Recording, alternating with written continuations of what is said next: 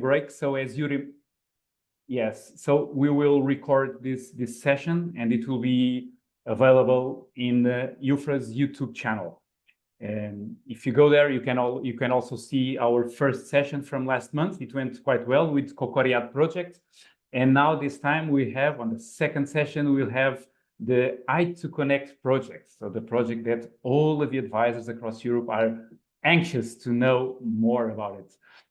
With us, we have myself, Rui Almeida, representing EUFRAS. Then you have Sylvain Sturel, the project coordinator of i2connect. And then we have also Eelke that will help us in this presentation. And the precious help of Carolina, my colleague here at Consulate, that will help us manage the session. So just some rules just to start. Please keep your mic turned off. You can leave your camera on if you wish. And during the session, if you are having any questions or comments, please do it on the chat, because at the end of the session, we'll try to manage to have some minutes for a QA session, let's say. So perhaps we won't have time to answer to all of them, but at least we will try to choose the 2 or 3 that could more or less represent all of the questions that are included in the chat. So perhaps just for a start, oh yes, 100 participants, great. So just for a start, perhaps Carolina will go for just a short survey, like a quiz. We are not going to use the Mentimeter, we'll use the enquete from Zoom. Let's see how it goes. And afterwards, I'll give the floor to Sylvain and to Eelke, and we'll go from there. So yes, you should choose where are you from.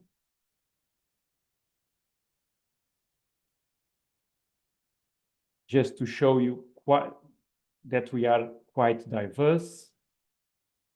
And let's see if we have a country that is not represented. That's the main question. Okay, 70 answers, great.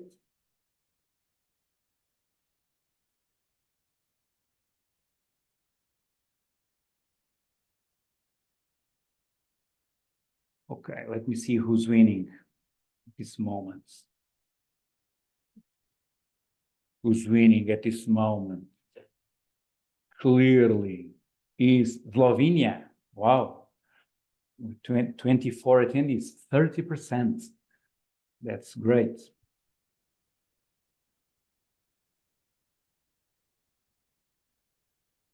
And we have also the others. Let's suppose that perhaps they are from other country. If you are not represented, you can put in the chat where are you from. That could be interesting for us also. Okay, Austria, Belgium, Bulgaria, Croatia, Estonia, Finland, France, Greece, Hungary, Ireland, Italy, Latvia, Lithuanian, great. From Portugal, welcome. Portuguese advisors, Slovenia, Spain, the Netherlands, Ukraine, welcome. Okay, and we still have, okay, 84% have answers, and I think we'll stick to this. Thank you so much. Let's go to the next one, Carolina. Yeah.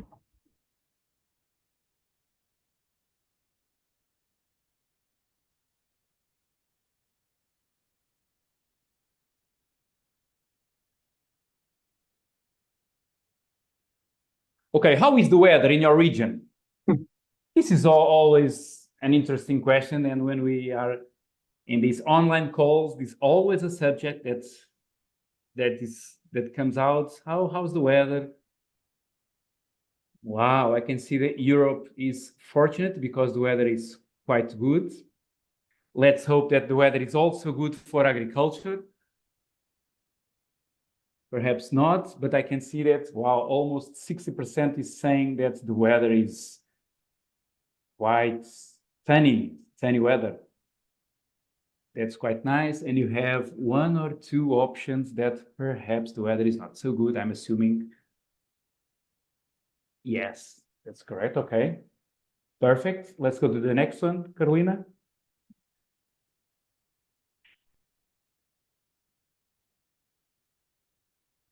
Okay, this is a very important question. Do you follow our activities, EUFRAS activities on social media?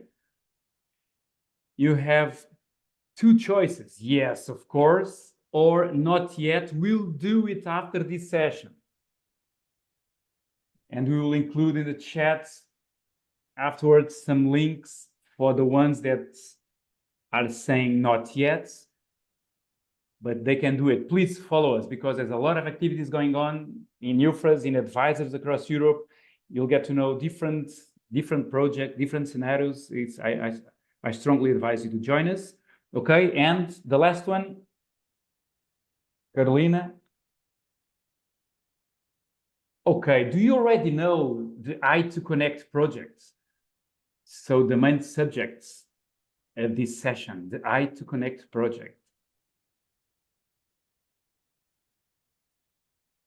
All right, interesting. 50-50. Okay, that's nice. So in 100 participants, yeah, half of them are aware of the project and the other half are not, but they are very curious. And so, Sylvain, I would say that it's up to you. I'll give you the floor, and let's present the i2connect project.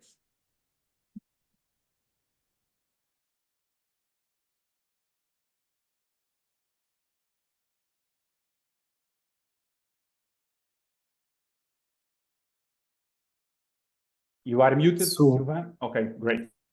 Thank you very much, Rui. Thank you very much, Carolina, also for facilitating this meeting. So I would like to share a few slides with you about the i2connect project. Just a second. Can you see my screen now? Yes, perfectly. Great. So I would like to introduce myself. I'm working for the French Chambers of Agriculture, for the National Federation of the Chambers. My name is Sylvain Sturel. I'm in charge of our European projects. And I will also introduce you to my colleague, Eelke Wielinga, who is in charge of the training of trainers in i2connect and also the networking activities in i2connect. So we will provide you some insights about the i2connect project, about what you can learn from it, what we did in this project, and what will be the legacy of this project. So please feel free to write questions if you are surprised by something or if you need more details. You have a chat for that, and we will answer your questions at the end of this meeting. So first of all, a general introduction about i2connect. Just a second, I cannot see my own screen. I'm sorry for that. I have to change a setting here. Where is it? I need the full screen. Apologies. So the i2connect project is in general about empowering advisors to support interactive innovation. So what does this mean in practice? So I move to the introduction. So our general objective is to support interactive innovation with the view to support the transition towards more sustainable agricultural and forestry systems. Of course, this is a very general objective. More precisely, in i2connect, we aim to strengthen the skills of individual advisors. So there's a very strong training focus in this project. We also aim to strengthen the role of advisors in the wider EUFRAS because it can still be supported and increased. And we also want to create a European-wide network of innovation advisors. So it's a very large project with a lot of partners. In total, we have 42 partners in this project who come from 21 countries. And we have also several networks which are part of the project, especially EUFRAS, of course, which is hosting this meeting today. Also, Season, the Southeastern network of advisors, so in Southeast of Europe. Also, ELB, maybe you know this network, which is a network originally in German-speaking countries, and also the FIBEL network, the network of applied research in organic farming and also advisory services in organic farming. The project has started already 4 years ago, more than 4 years ago, in November 2019. And we will finish in October 2024, but a lot of activities will continue in the framework of other projects and national activities. So more precisely, what do we do in i2connect? We are addressing a few main target groups. Our main target group are advisors, active advisors in advisory organizations, also the trainers of advisors, of course, also future advisors. We want to train the next generation of advisors, and also managers of advisory services, and to some extent also other EKIS actors, like public authorities, for example, regional authorities, and so on. Our main activities in i2connect are to describe and understand the EKIS, to identify and review practical cases in interactive innovation support, to develop and to carry out different types of training courses for these different target groups, to develop a toolbox mainly for advisors, but also for managers and for the other target groups. Also to develop a database of innovation advisors, which is the base for this European networking. And last but not least, we aim to network professionals of interactive innovation through meetings, through webinars, and through different activities. So at this stage of the presentation, I would like to ask you a few questions about interactive innovation. So I will give the floor to Carolina and Rui to ask you these questions. Is it okay for you, Carolina? Yes. So please, just another question in our Zoom. So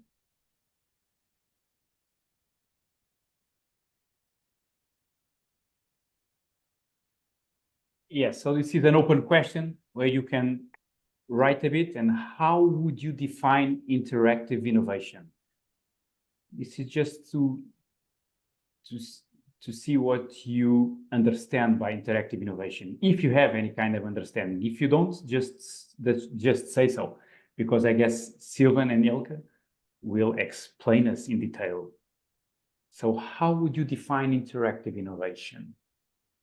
sorry, Sylvain, I have to share my screen just to share Yes. the results. So Okay.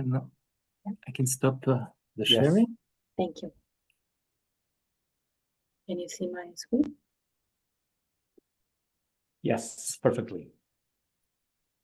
So someone says creating innovation with different stakeholders, or multi-actor co-creation. Shape the future together. Wow, I like this one. Mhm. Finding new, useful, and exciting ways together with different stakeholders.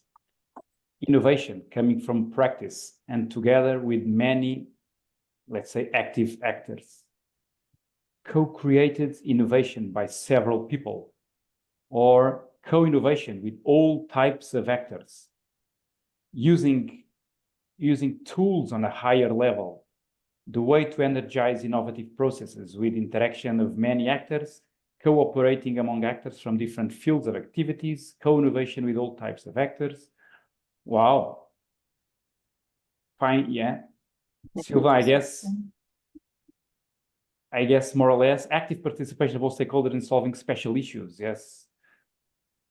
So I guess we are quite close and where the stakeholders are communicating during the development of advice and technologies. Great. Wow.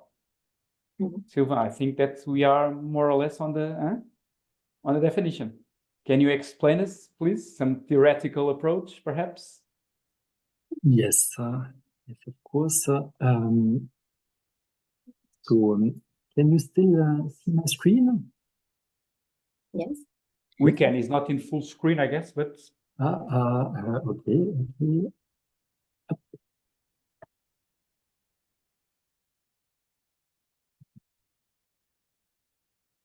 Is it okay now? Perfect. Okay. So let's see. Actually, I'm wondering if we should continue because the answers are just perfect. So you're very well aware of what is interactive innovation. It is not a scientific concept. It is a concept that was introduced by the European Commission together with the European Partnership in Innovation for Sustainable Agriculture, Agricultural Development.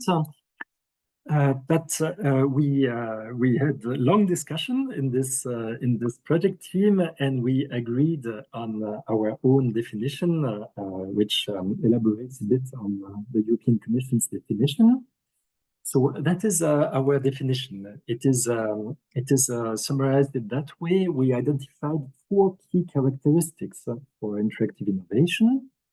Interactive innovation should address a real challenge faced by local stakeholders, especially farmers and foresters, for which there is no already identified solution from research activities or in the practice. Also, interactive innovation is multi-actor based. It involves different categories of actors with complementary knowledge and skills. It is highly collaborative also. It means that there are frequent interactions between the project partners throughout the project process, from the very beginning until the exploitation at the end of the project. And last but not least, also there is a dimension of sharing power and responsibilities. There's not a single leader in an interactive innovation project. Each person involved has a specific role and has some responsibility. So actually, it's very simple, and it's a very broad definition, and a lot of different projects can fit in this definition. And I think that your answers to the previous quiz were very comprehensive already. So let's have a look at the skills that are needed to support interactive innovation. So this work was done by our research partners in i2connect, especially the University of Hohenheim and the Belgian Research Institute ILVO. So we identified 5 main blocks of competences which are needed for an advisor in general, and especially for an innovation advisor. So they are different. There is a foundation, the basic disposition and the attitude of the advisor. Then we have some pillars, which are the content competence, the methodological competence, and also the organizational competence. And on top of it, we have specific competences to reflect, to learn, and to develop oneself. So that is the case for any kind of advisor. And then for innovation advisors, we have looked a little bit deeper into each of these clusters of competences. So let's have a look at this, this additional work. So we made a survey based on literature and also on discussions with a series of managers and advisors across Europe. And we identified these different groups of competences for each of the building blocks of our competency framework. So you can see regarding basic dispositions and attitudes, we distinguish between self-awareness, so knowing oneself as well as possible, the personal motivation, the personal drive, the sensitivity, the empathy of an advisor, also the reliability of a person. Regarding the content competence, we distinguish between understanding the social and economic context where an advisor works, understanding the ECIS in general, so the different actors in the innovation and knowledge system. Also, of course, which is very important for an advisor to have a strong content knowledge. So, for example, an advisor working in an area with a lot of dairy farming should have a good basic knowledge about dairy farming. And then we also looked at the methodological competences of advisors.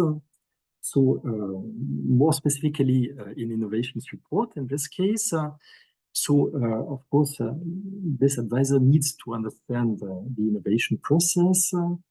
This person needs to understand how to encourage and trigger energy in a group of people, how to make people create together, how to generate ideas within a group, and also how to solve conflicts, which often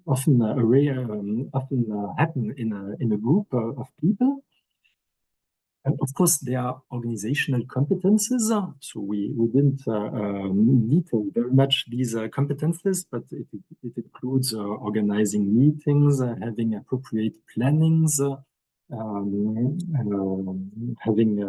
making budget forecasts and so on.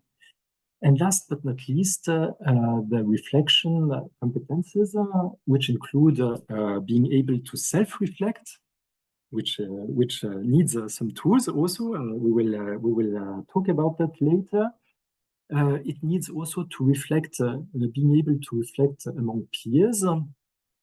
It also means to be able to seek information from your own professional network, and also to engage and to build up a professional network, and also to be able to continue evolving during your whole lifetime. So you need continuously to evolve because the context is changing, of course. Now we would like to share a small survey that we did recently. I think I have to stop sharing my screen. Is it correct, Carolina, so that you can share the result of the survey? Oh, I just I can jump in for a second. I can jump in. Yes. So this is the survey that we sent yesterday with the Zoom link that you can see. So we have almost 50 answers, which is nice. And this is more or less the picture of the attendees that we have. Sylvain or Eelke, do you want to comment? Yes, Eelke, sorry, I saw you raising your hand, please. Well, this is a beautiful picture, of course, and I can imagine that if you look at this, you can say, well, what do we need training for if everybody is so good? But what we don't know is at what moment these, what is the background of the people who filled in this survey. So if it would be after their training, then I would be more than happy, of course. But that's what we don't know. Yeah. But this is a very good exercise, I would say, Eelke and Sylvain, to do in our own organizations, to make like a survey among the advisors and try to see where are the let's say the weakest points or the strongest ones, and perhaps after and going from there to apply some different training. You might even use it as a survey before and after the training. Yes. And hopefully to the improvement. Yeah. So quite innovative advisors that we have as attendees, Yes, it's very impressive.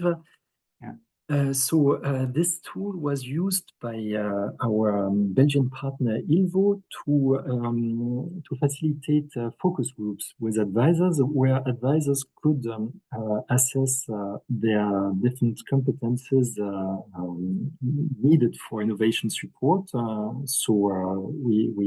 We saw different types of profiles according to different types of advisors.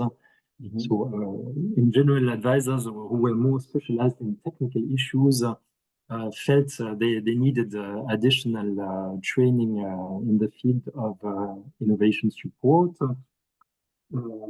People who were mainly facilitators felt they might need a little bit more content training to be able to fulfill to answer all the questions of farmers. And also, this was used by managers to discuss about the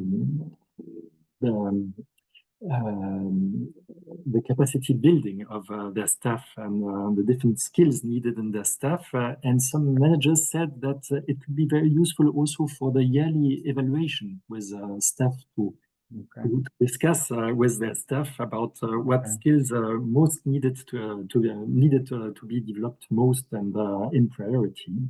And Sylvain, this tool will be very soon available in our project website, yeah? Yes, of course. It is already available in the form of a report, but we also make it available in the form of a simple tool that can be used by similar to the form that we present. Yeah.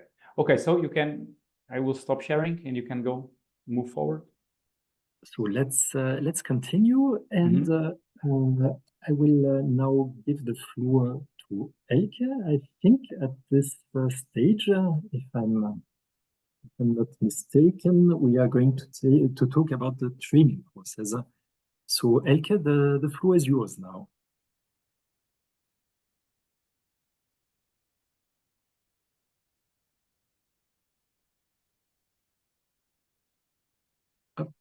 You are muted. Not hear you. Okay.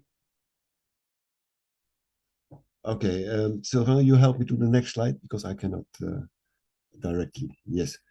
Okay, so what we did was we organized trainings at different levels. And the core, of course, was the training for advisors, but for training advisors in local languages and local circumstances, you need also trainers who can do so. So we started with trainer-trainer courses. We were supposed to give 5 trainer-trainer courses. We ended up with 6 because they were quite popular. And the key there is to understand what we are talking about, but more important even, to make people confident in using activating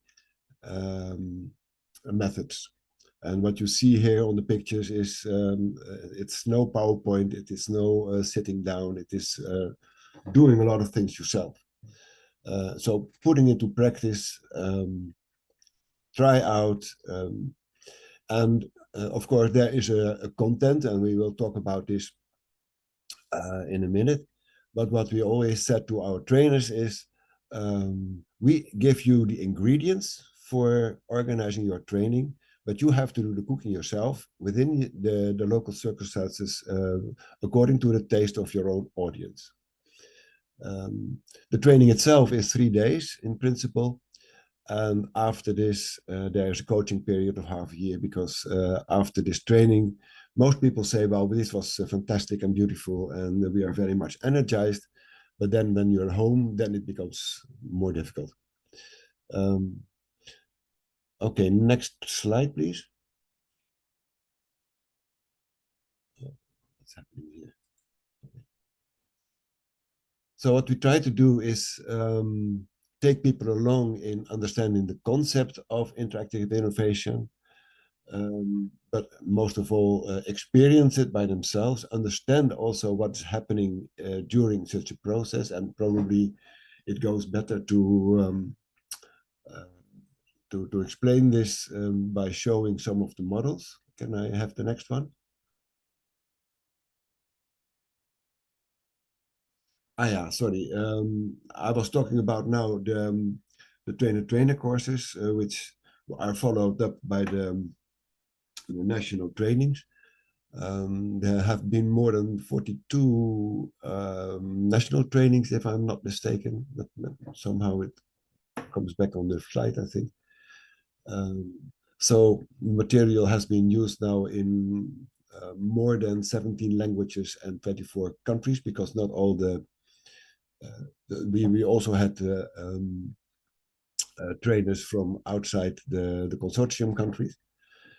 But apart from the training for advisors, we also said, well, if their managers do not understand what this is all about, then these advisors will have a hard time of doing what they are supposed to do. So we also organize training for managers. We have and at that level, some additional tools come in, like how to make it possible within your own organization. Also, managers are between different fires, of course. They have to perform according to what their organization is asking for them. Okay, next slide. Next slide, please. Yeah. And we have trainings for students and teachers, the summer schools. The third one is taking place around this time. And yeah, of course, there are some additional things come in as well. But the core idea still is the same. Innovation is something you do together. And that's demanding from the people who provide this advice or training or whatever to develop their own mindset in doing things together. Yeah, and furthermore, we had a lot of cross visits. That's the next slide, I guess. Next slide. Sylvain? No. The cross visits, the idea was that in every national training, two advisors could be selected or could volunteer to join an international cross visit.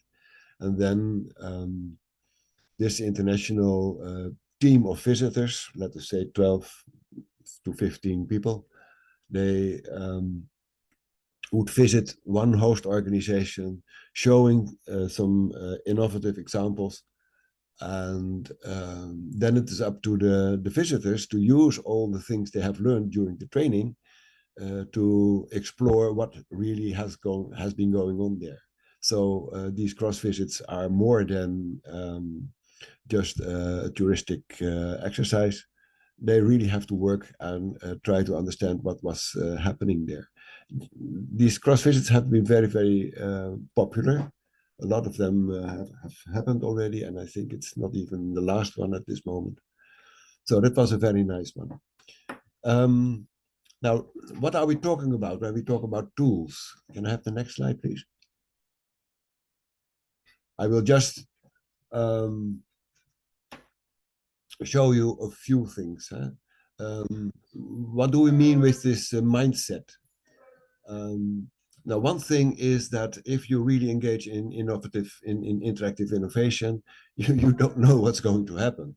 Of course, you have an idea and you have wishes and you have ambitions, but the outcome will be the result of co-creation. So you don't know before. And that's something that you have to get used to when you always have given advice in the sense of, I know already what's happening and now you. Being aware that it's an iterative process, you have to learn how to take risks and learn from failures, having confidence in the collective intelligence of the group, and building trust that starts with yourself. So you have to show your empathy and curiosity and create a trustful environment, what I call the vital space. And not everybody has the same interest and the same character. So how to deal with all these diverging ambiguities and interests, that's also part of the training. Next slide. Now the tools, you can find them, the key tools we have used, you can find them on our website. They have been published in quick reference cards. As you can see them here, they are now already in their third version, I think. They have been translated also to many languages. So these cards as such have been are available now in Italian and in Estonian language and in French, and but actually many of the tools have been translated to 17 different languages. Now, what is this all about? These cards reflect on what matters most in interactive innovation processes. And there are some basic assumptions beyond it. The first one is that the capacity to innovate depends on the quality of relationships between the ACES partners. That's actually the whole concept behind ACES. But we focus very much on the quality of the relationships. And advisors and innovation support agents can play an essential role in strengthening these relationships. So it's an investment not only on this innovation, but it is an investment on innovation capacity of the whole system. And what you need to do then is to recognize interaction patterns and act accordingly in the situation. And the last and most fundamental basic assumption is that a healthy network creates solutions that are better than what anyone could have thought of beforehand. Next slide. Now, if you dive a little bit deeper in it, then it's important to, and this is an eye-opener for many people, to distinguish between the warm and the cold process. The warm process, the cold process, that's what we all know. That's how to get organized. What instruments do you choose? What competences do we need? What indicators to see if we are making progress? But what really makes progress is the warm process. That's what people get, where people get enthusiastic there. And that has something to do with ambitions. What do they really want? And what do they share? And if they share their ambitions because they make connection, then you will see that there's energy for change. Next slide. And one of the models in which you can see how this works is when you really look at the process of how an initiative develops into an innovation. It always starts with people who are enthusiastic about something, with an additional idea. And when they start to talk about it with others, then you will see that there's inspiration. But at a certain moment, they have to get organized and they have to get permission, they have to get money. This takes usually but more energy than it delivers. So you can go through the whole spiral in recognizing different stages, different phases in which at every moment, in every phase, other actors become involved. So actually innovation could be seen as a kind of expanding network of people who get involved, include their possibilities, their knowledge, also their experiences. And in the end, you hope that that it really brings about change, even if you don't know exactly beforehand what change that will be. And the key thing here is to recognize in which phase you are, with whom you have to relate, also what pitfalls to avoid, and what is needed to go to the next step. And sometimes you realize that you have to go back to, for example, the inspiration stage because the energy slipped away. Next slide. Can I have this next slide, Sylvain? Yeah. Well, this is the deepest of them all. This is the circle of coherence. And this is about the interaction between the actors within a network.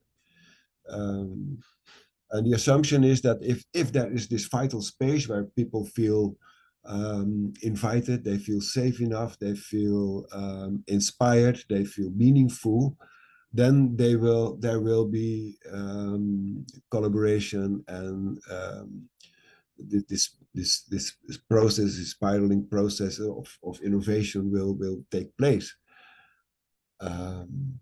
And of course, that is the wish of everybody, that that everybody trusts each other. But in practice, lots of things need to happen before it is that far. And the question is, how can you do that? If I would tell you, well, trust me now, probably you trust me a little bit less. So what you can do about it, that is what this circle of coherence shows you. You can feed the constructive patterns in the middle and make sure that give and take is balanced. Be sure that there is enough challenge. Also clarity about structure, and if there is peace on those levels, you will see that that dialogue, real curiosity for each other can take place. But everybody has his own defensive patterns as well. I mean, the world is not safe, and before it is safe enough to work together, you can do something. So in every quadrant, you have to do something different to get people, to invite people, to seduce people to get into this vital space. That is what is here. Next slide. Yeah.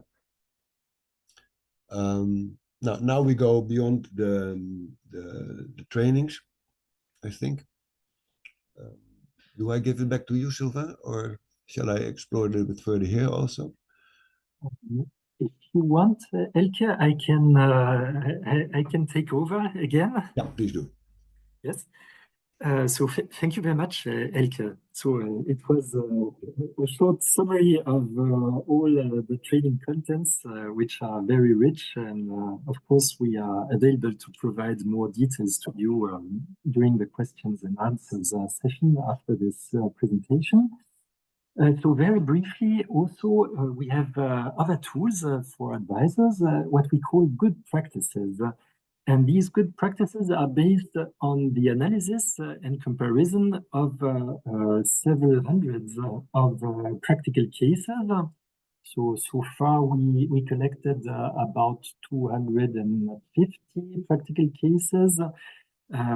So we mean by practical cases examples of interactive innovation support, real examples, and we try to find common patterns between these examples.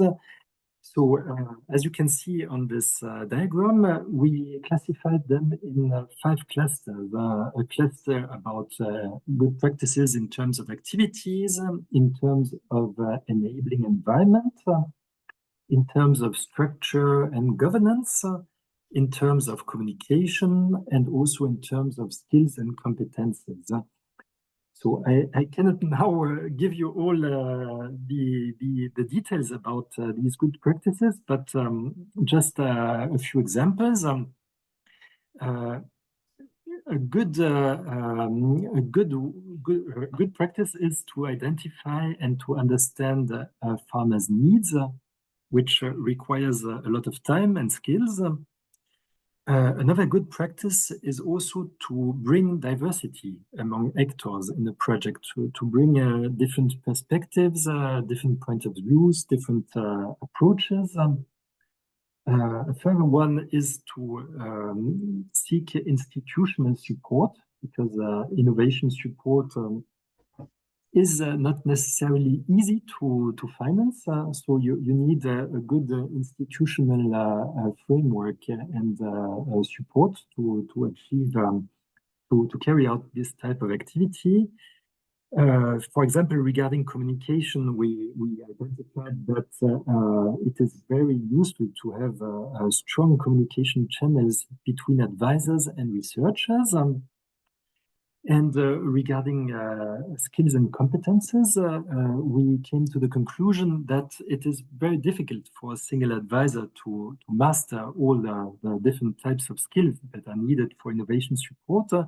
and that managers should focus on having well-balanced teams of advisors with complementary skills, so that they can carry out all the activities needed. So it's a bit short, so you can read more details about these good practices in our project reports on our website. So another tool we would like to present are our videos. There are about 60 videos on our YouTube channel. And I would warmly encourage you to look at the collection of methods and tools which explain in detail what we just presented briefly. So the different tools that are presented and exercised during the training courses. And you could also have a look at the practical cases from the different countries. On this picture, you can see a practical case from Portugal, but there are practical cases from nearly all European countries. And last but not least, we developed in this project what we call an individual self-reflection tool to encourage individual learning after each project event. So we ask the people who were involved in an event to, of course, what were their observations and learning insights, which of these insights they would like to discuss with other partners in i2connect, what conclusions they drew for a next activity or next event in i2connect, and what conclusion do they draw for their own professional work.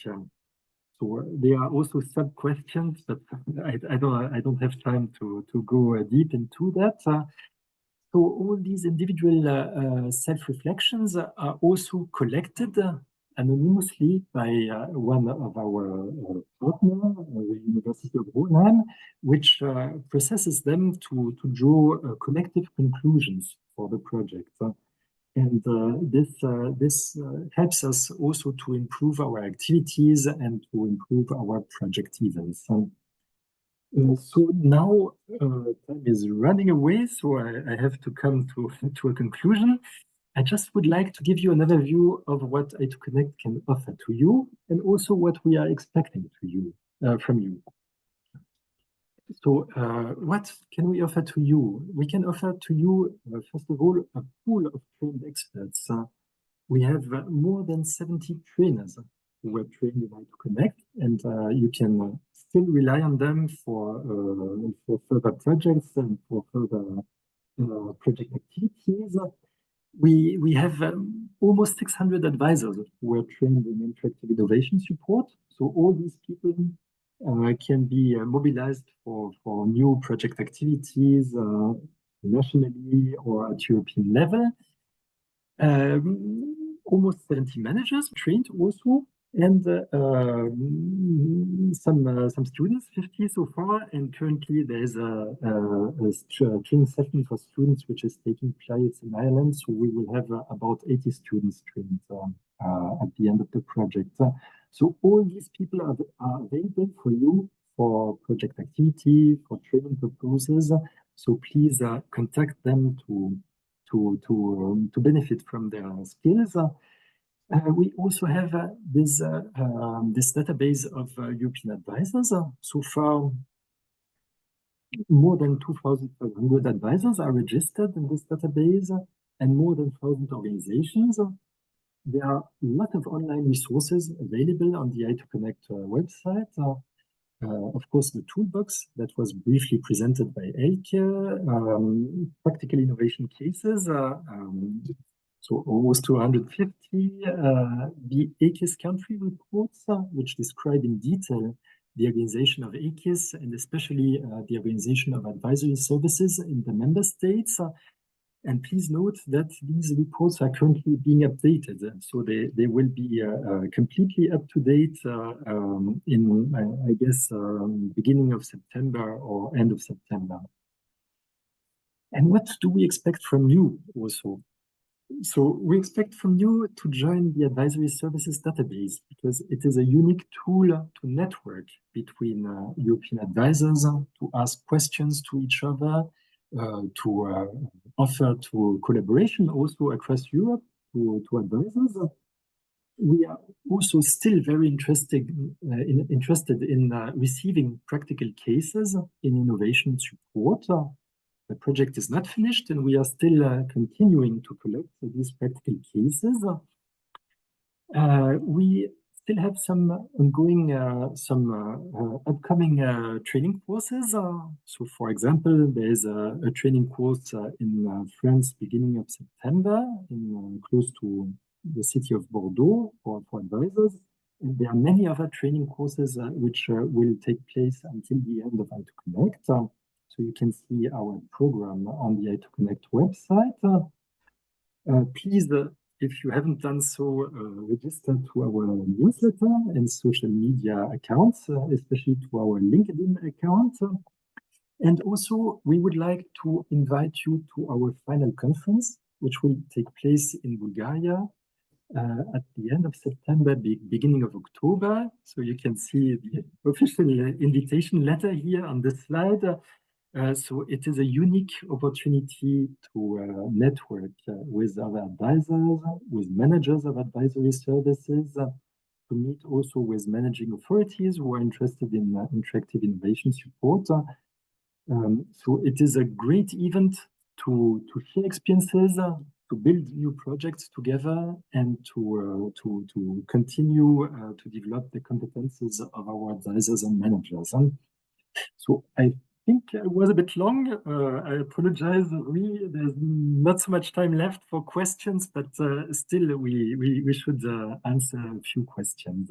So I stop my presentation now, and please, Rui and Carolina, if you can share a few questions of the public, we will try to answer them.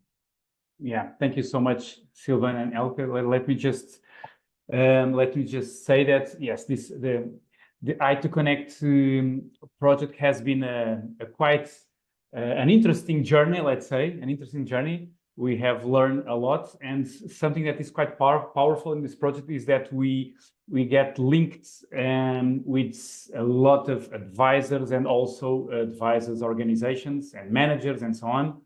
And it's quite interesting if you are attending this session and you just started to know about i2connect.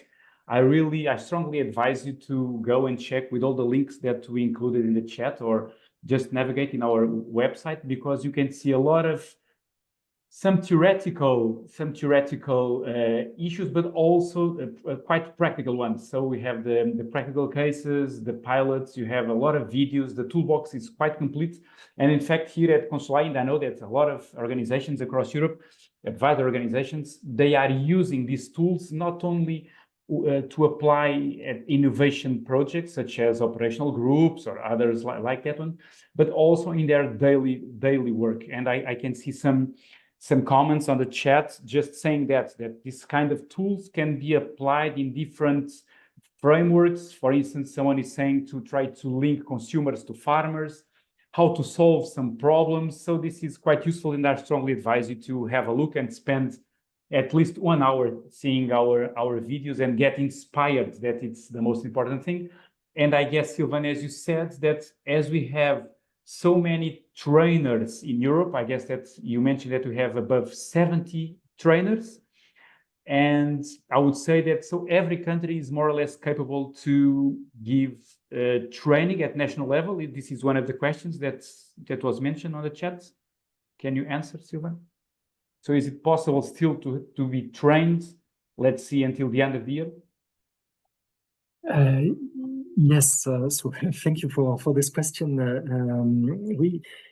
Yes, so there are still a few training courses that are being organized in some European countries, not everywhere, because as you know, the project is now coming close little by little to its end. But it's not a problem, because the contents of the training courses are currently taken over by another European project called Practice, which will continue until 2029. So that is at European level. And at national level, several partner organizations in i2connect have already integrated the training courses in their own training offers. That is the case, for example, for my organization in France. We have included the training of advisors in our permanent catalog of training courses. And it's the case for other partners also. For example, the German University of Hohenheim is now even offering a master course for students in innovation support, which is taking over contents from i2connect, or it is also wider because it is a complete master course. Okay, perfect. Now we have another question this perhaps is for Eelke. Someone is mentioning that it's quite interesting, this cold and warm processes. Can you just detail it a bit more? Because someone says that, wow, this is like the, wow. That's the nice cold to and hear. warm process, yeah. Yeah. Actually, you know it. So if you meet people and you feel a click and you have the feeling, well, this could become something, you feel this energy, right? I mean, I'm not telling you something new then. And it's actually very strange that we so rarely use this consciously in the way we organize things, in the way we conduct trainings, in the way we try to take along other people in your activities, where it is so essential. And this energy of this warm, the warm side of the communication, it has always to do something with things you desire, things the things where you feel ambition, the things where you feel that that new possibilities emerge. And when you share that with others, then there's energy and say, hey, this is possible, and this here we can make more out of it. And the other side, the cold organization, the cold part of organization, that's also what we always do. And yeah, that's how we organize our things, of course, and that is not needed. People need to know what their responsibilities are, how they are kept accountable, what other people are going to do for tuning. That is necessary. But to separate those two, to distinguish these two, that is very helpful. And to see how the energy from the warm process can feed into the cold process to make it smooth and going.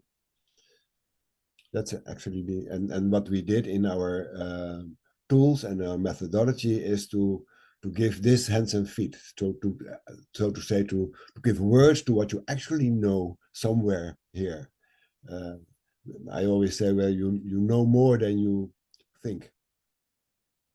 You are absolutely right, Eelke, and this is just perhaps another question for you. This is an interesting one. This is so the i2connect tools that you developed, can they be applied in different contexts? Or, for instance, someone is asking if they can be applied also in developing country projects. I think I have the answer, but I leave it to you.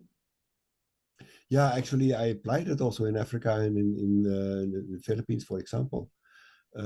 People are not so much different in basic. In every country, in every culture, people have desires, people have, and also fears. But how it turns out, that is, of course, different in every culture. So that's why in our trainings, we always say, well, we give you the ingredients, but you have to do your own cooking. But then you still can use it. But you have to give it your own twist. Absolutely, yes. And well, we are talking in this project about rural development and agriculture, but you can also apply it in different sectors. So it is quite universal, actually. Okay, thank you so much. And Sylvain, just a short question about the final conference. Two questions. No, one question. If it will be if we'll have online sessions. This is one question. And the other is if i2connect will be on the next EUFRAS annual meeting. This is a nice one, huh?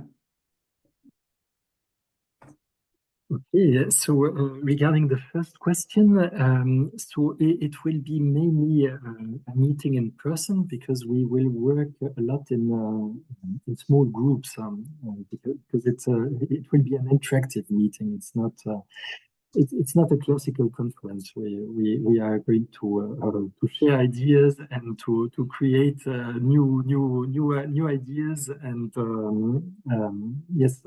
Also for the next projects, because we know there are several European advisory networks which are just starting or which will start very soon, and we will co-create together during this meeting. But still, there will be some parts in plenary session, and we will do our best to share these plenary sessions widely with the people who cannot make the trip to Bulgaria. But of course, we warmly encourage all of you to come as far as possible if it fits in your calendar, because it will be a great opportunity also to prepare our further activities within EUFRAS and within the Horizon program. And what was your second question? If i2connect will be in Edinburgh in the next EUFRAS conference, yeah. Yes, of course. We have several project partners who will be in Edinburgh, so we will be able also to share about i2connect there. Okay, one more question. It's about yes, if we use or if you know how to use the methodology of role playing when we are training our advisors. I don't know if Sylvain or Eelke, if you want to say, how do you want to say, yes, we do? Yes, we do, yes. I will let Eelke respond because he organized some role plays. Yes, we love role plays. And it goes even a little bit beyond role plays, what we do. But we very often take cases and put people in the position of the key stakeholders in the case, and then you can explore what's helpful and what is blocking and what you can do then.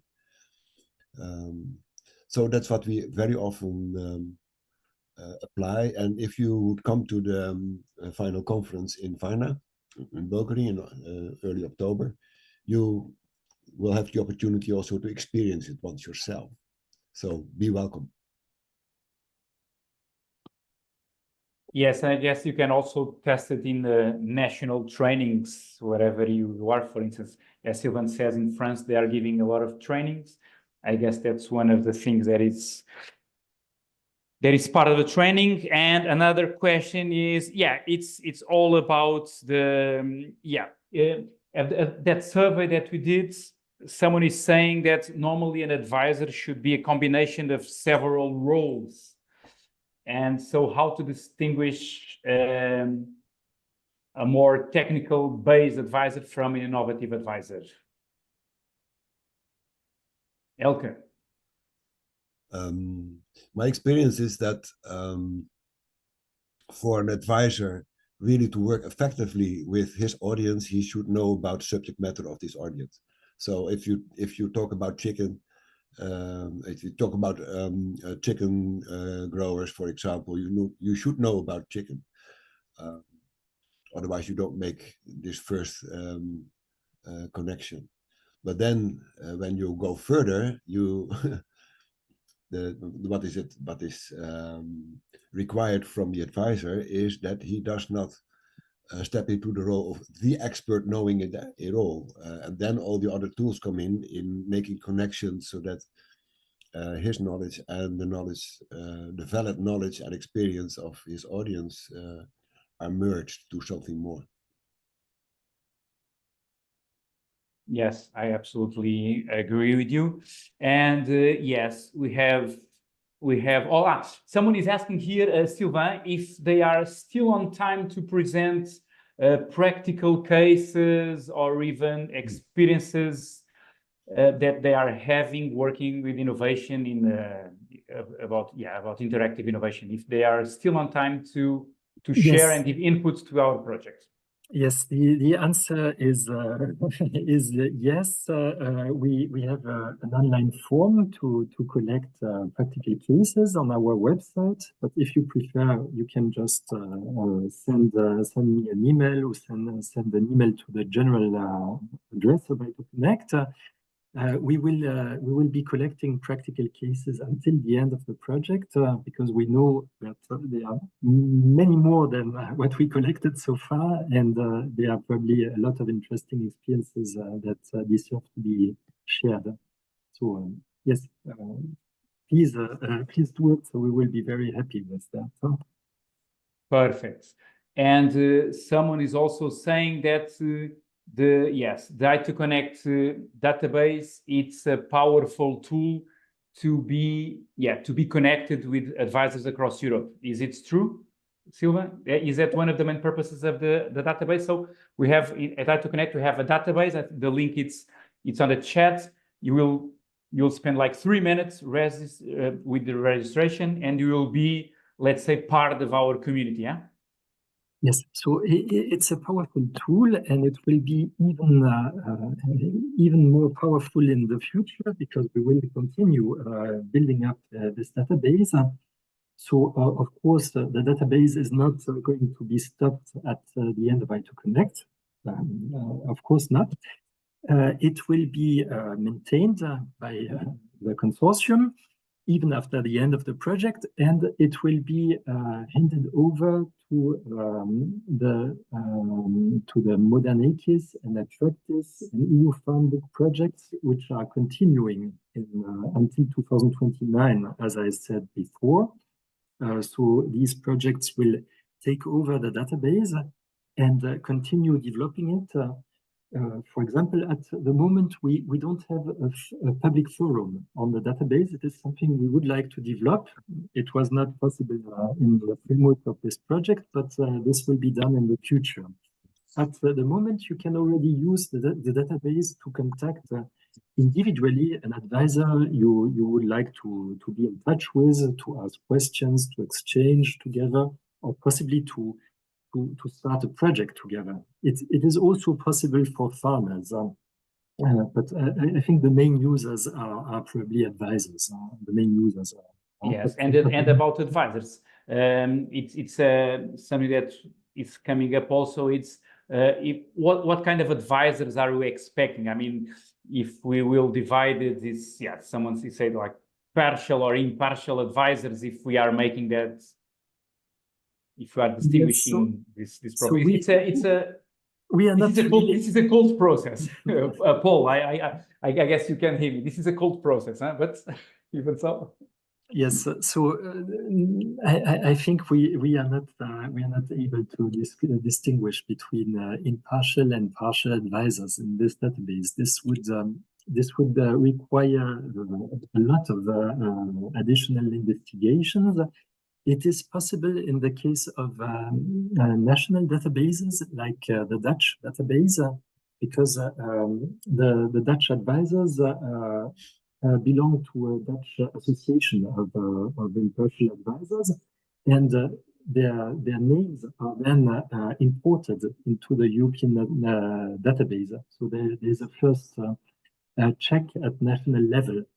So regarding most countries, we are ensuring a very simple quality check. So we are checking if the organizations exist, if the people are really working in the agricultural sector, if these are not fake organizations, but we cannot really go beyond that. This needs some national involvement, and so maybe that will be developed in the future, but in general, it's not the case of this database. Okay, so I would say on i2connect, so a lot of developments will occur until the end of the projects.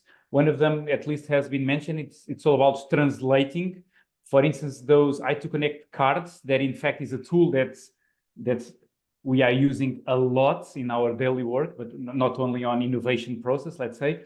They are being translated. We are requesting to different countries to do it. I have a colleague from Greece that just asked me, and I will send it because this is quite fresh. The translation was finished last week, and we are trying to gather translations from different countries, and it will happen the same as much as possible with different tools that we have, and hopefully on the training. That isn't it, Eelke? At least that's the main objective, yeah? To get it available to every advisor across Europe. And again, as Sylvain says, we are quite open to have more inputs and involvements at different advisors, and let's keep the good work. I would say, and first of all, let me say I'm sorry because this has been a bit extended than is usual. Normally, we are targeting these sessions for 45 minutes, but this is a really powerful project that is totally focused on advisors, so in all of us, and so that's why we gave the i2connect half an hour more. I hope it was useful. So there is one more thing that I would like to ask you. I think it's on the chat, or it will be on the chat. The link for a short survey about the session and about the i2connect. Meanwhile, there it is. Yeah, it's a short form. It can be fulfilled in 5 minutes, perhaps, and you can do it perhaps right now. And meanwhile, I will give the floor to Sylvain for final words while you are filling the form. Sylvain, final words. Inspiring words, please. So, first of all, sorry about the pressure, yeah? No. First of all, I would like to thank all the participants for their interest in i2connect.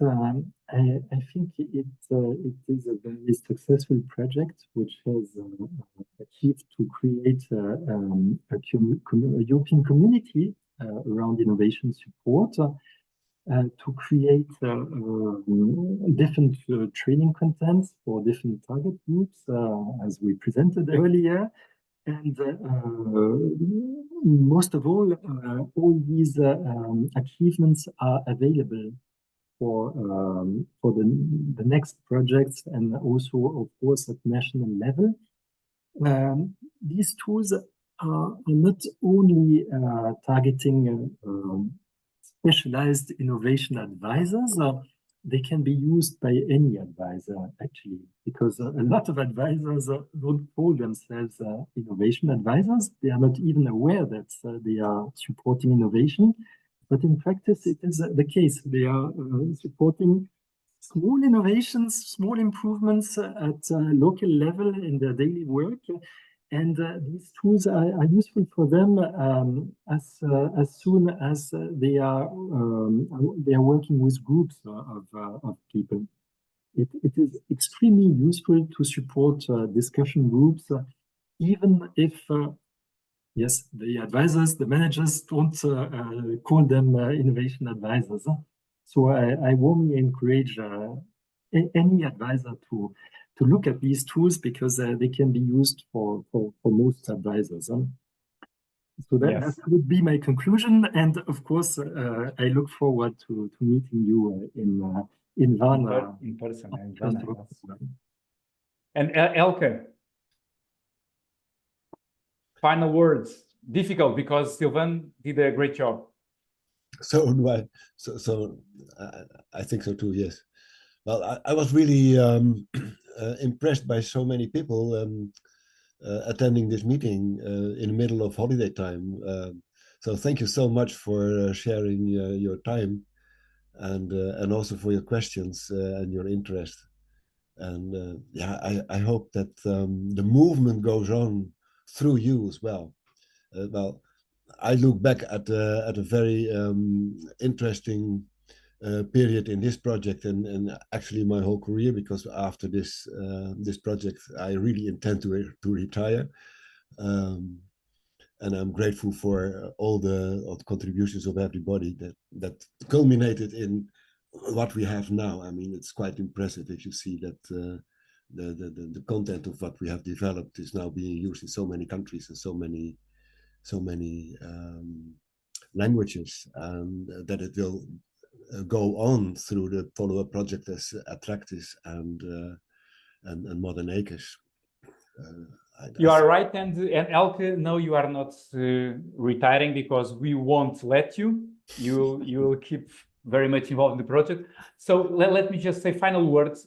I am really EUFRAS is really proud and honored to have 137 attendees here. Let's try to keep these short sessions. We won't have it in August because it's summertime. Just you can go on holidays and you can relax, and we will start at the beginning of September, and then we'll have another session at the end of September.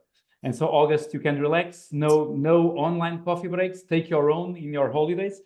And thank you so much for being here. I would like to ask you one more thing. If you could turn on your camera, and Carolina will take a picture of all of us. It will take only 1 or 2 minutes. Okay, camera on, camera on. Carolina, if you had the picture, just say it. Yeah, let me Give just us a take big another smile. one, because we Yeah. are a lot, so I need to take Yes, I know. several. Yeah. Oh, you have one more in. I'm giving a smile because someone told me that I should smile. It was Agnes. If you are there, I saw your message. That's it? That's it. Okay. Thank you so much. Thank you all. And thank you, Sylvain and Eelke, for your Thank time. you.